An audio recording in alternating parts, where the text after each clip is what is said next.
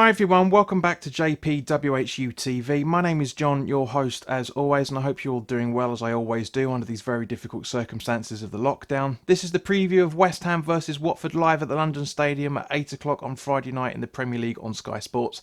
As always, let's turn to the channel sponsor 3retro.com that is also sponsoring this video. Please click the link in the description below that will take you directly through to the West Ham section of their website, where you can purchase retro kits from the 60s all the way through to the early 2000s, including the 1976 home shirt that inspired this season's home kit, the 1980 FA Cup final Trevor Brooking shirt that inspired this season's away kit. There's the Boys of 86 home and away strips in there as well, the anniversary strip.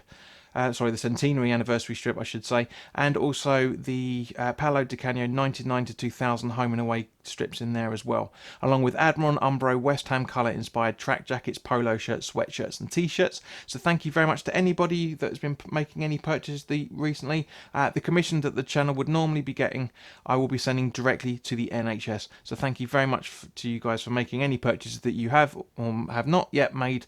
You'll be helping those. They're helping us to get back to normal as soon as possible. So let's turn to the fixture itself. First and foremost, Martin Atkinson is the referee for this game and Stuart Atwell is on VAR.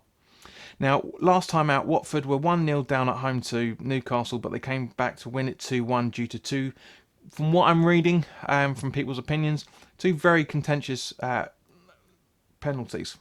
That's the word I was trying to think of, penalties.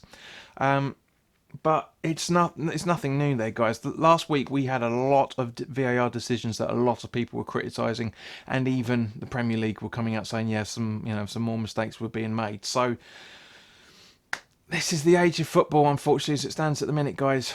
It's going to be jobs for the boys. It's going to be upholding wrong decisions all the time, until something up at the Premier League level and the referee association as well. It needs to change. Now, Troy Deeney got both of those penalties and is now on the same amount of goals of our lovely Antonio, both on 8 apiece so far this season.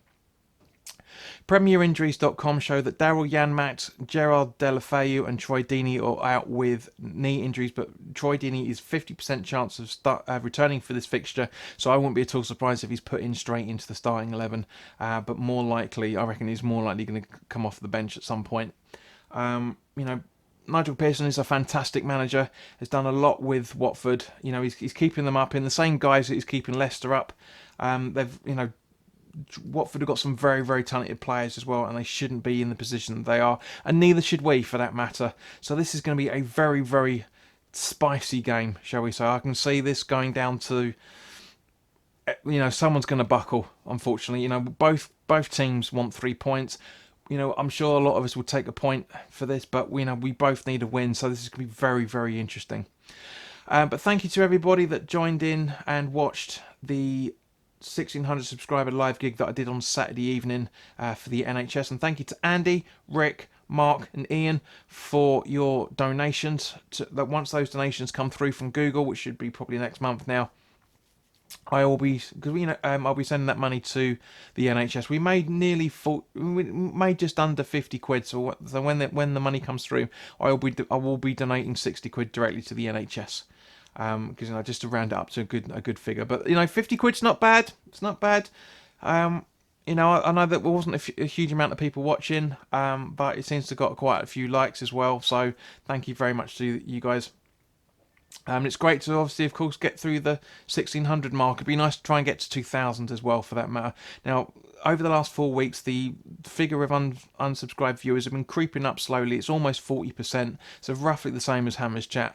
Obviously their figures are much larger than mine, but it's still the same, almost the same amount of percentage of unsubscribers. So guys, it'd be great to get us to 2,000 by the end of, basically by the August bank holiday, because the August bank holiday last year was when the channel hit 1,000. So it'd be nice to try and hit that target again to get to 2,000 by that same time. So I know you guys can do it, as I say. So please, if you're watching this on a regular basis, which I'm sure some of you are, but you're not subscribed, then by all means, please do hit the subscribe button.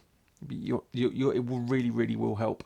So turning to West Ham, as we waxed lyrical about quite a fair bit last week. I mean, regardless of the fixtures of what happened, with Bournemouth winning and blah blah, Villa getting a result against Palace. I've said many times we can't be relying on other teams to keep us up. We have to be putting the fight out ourselves, and we absolutely showed that against Norwich. Very unmotivated, I wouldn't say extremely poor, but very easy team to score against. No disrespect to Norwich. Watford's going to be completely different. A decent manager will change the formation and the players to try and get something out of their perspective. Now I know that I know the old saying goes that we shouldn't be changing we shouldn't change a winning team, and we shouldn't. I agree, but at the same point, the quality, again, no disrespect to Norwich, but the quality of Watford is nowhere near the quality of Norwich. It was just, we really need to step things up a little bit.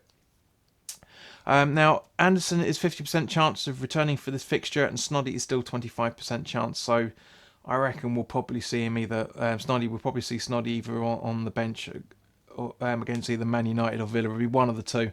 I mean, let's think now, guys. We've only got 3 games left.